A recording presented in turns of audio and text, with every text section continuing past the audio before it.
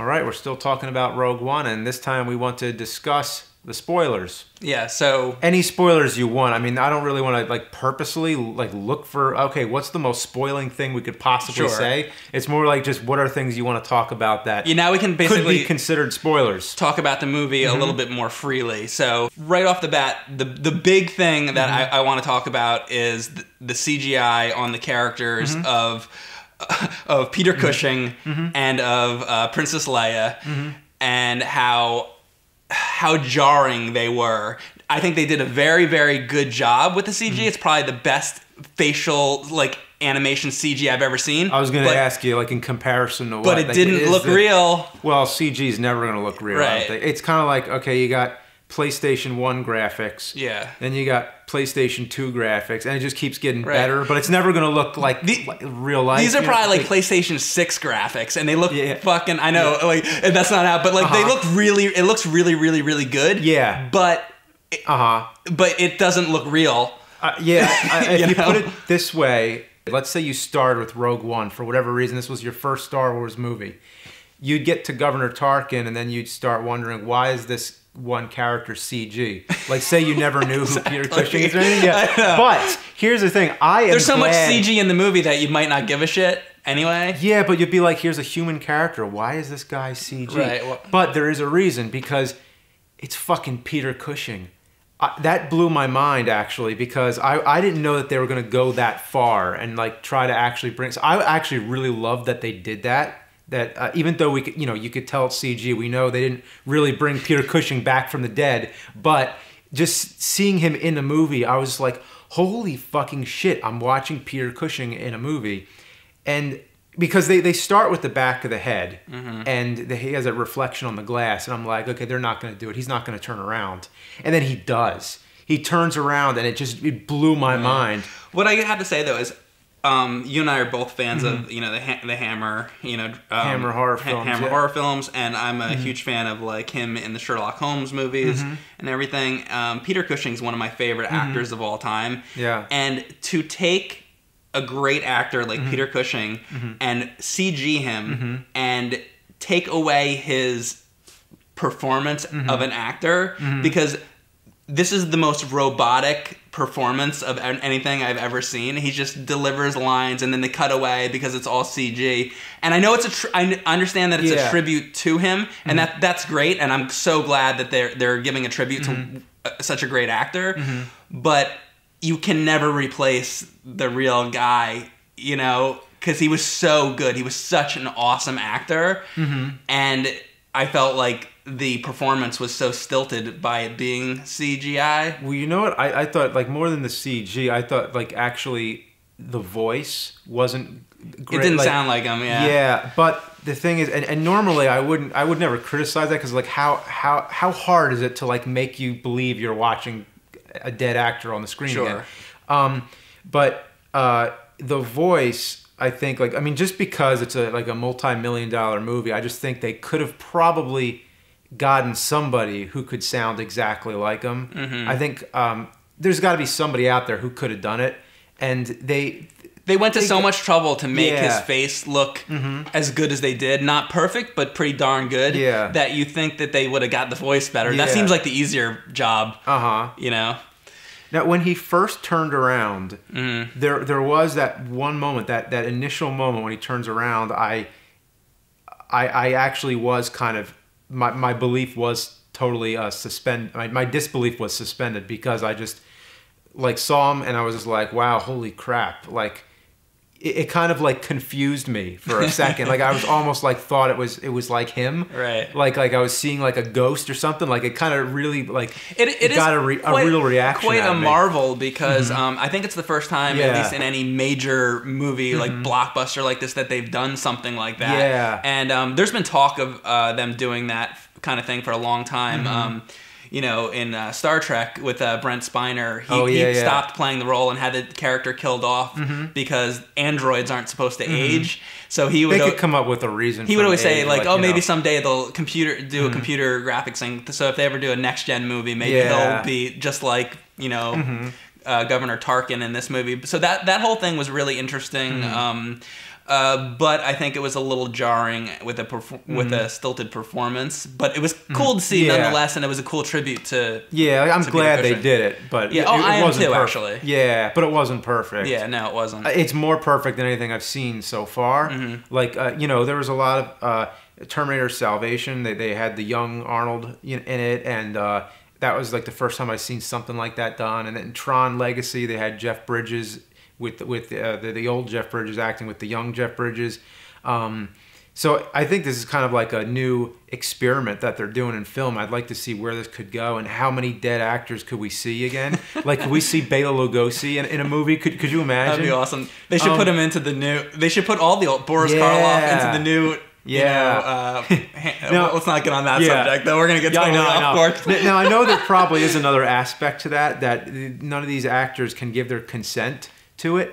So it's that is kind of a weird thing when you think about it. Like, there's no way. Like, who did they ask to be able to put Peter Cushing in there? Exactly. Like, ask his family or something? I'm sure they probably got somebody to sign off, like some family member. I would imagine. Yeah, so I don't know. Yeah, so let's go to the other big spoiler of the movie. Since this is the spoiler video, let's talk about Darth Vader.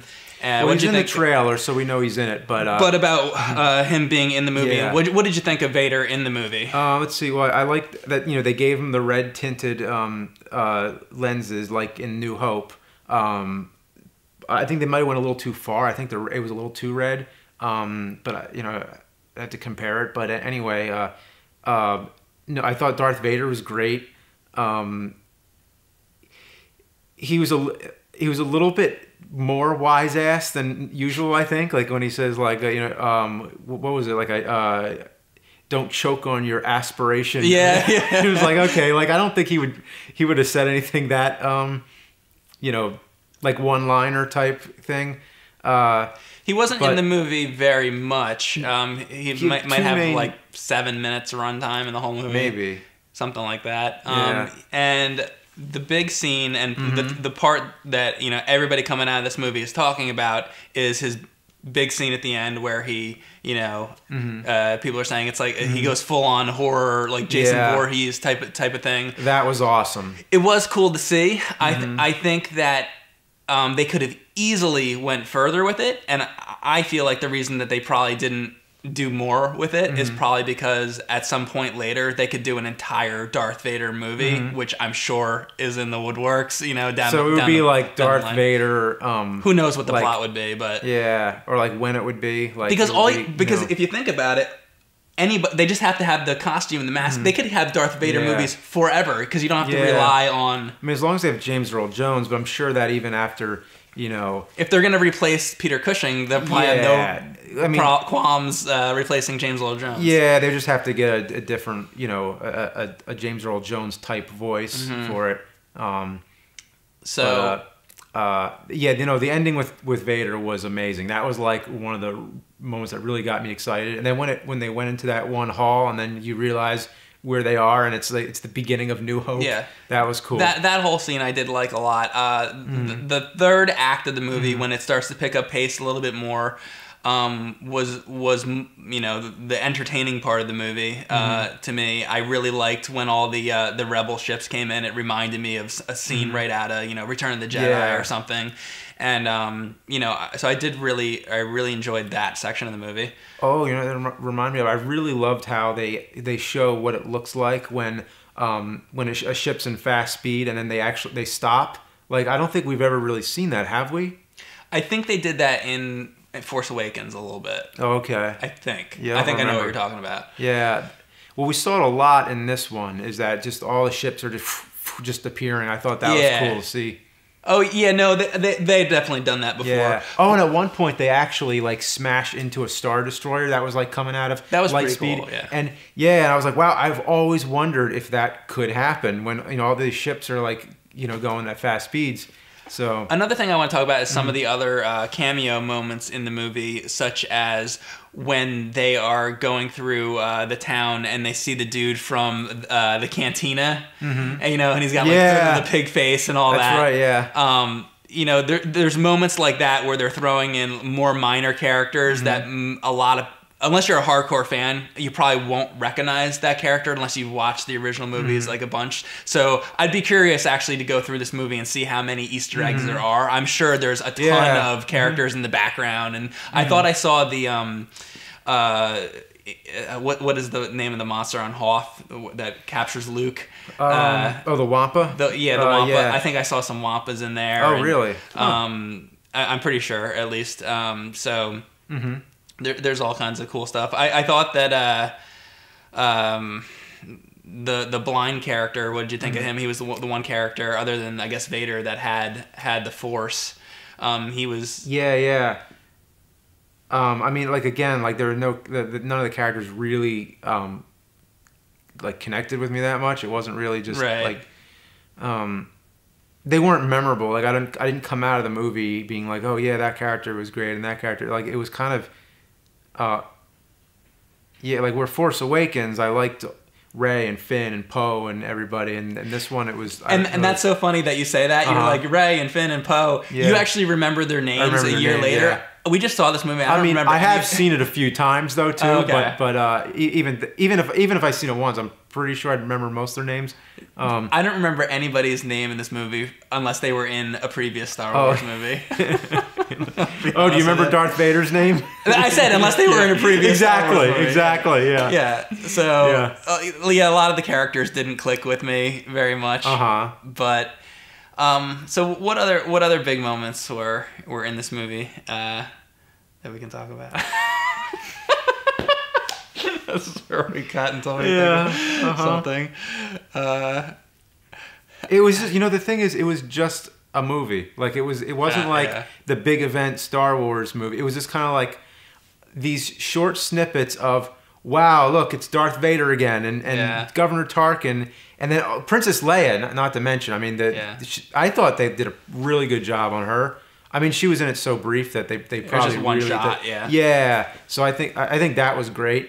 But anyway, it was like all these short snippets of like, wow, look at this, and then just this average like blockbusters. How quickly movie, is that going to wear off? By the way, which is a little bit frightening to me. Like, to see Star Wars burn out.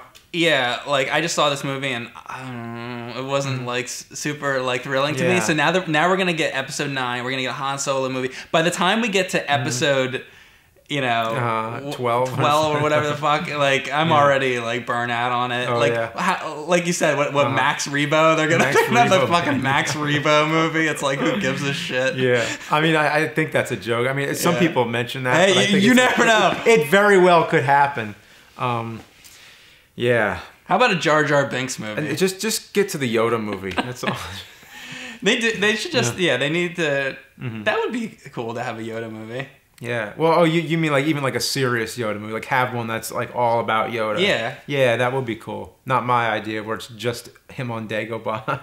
Yeah, no, but like a serious like toned movie like that. Yeah. Like how did Yoda become a Jedi? That kind of that kind of deal. What might be interesting to see. But doesn't that also sort of take the mystery away from characters sometimes when you explain everything? I remember the first time seeing New Hope or seeing Star Wars when I was a kid and being like, wow, it was just like a spectacle, all this stuff coming at you. And now we're at the point where it's like, oh yeah, this is how they got the plans and that's what happened there. And oh yeah, that connects the dots on that part.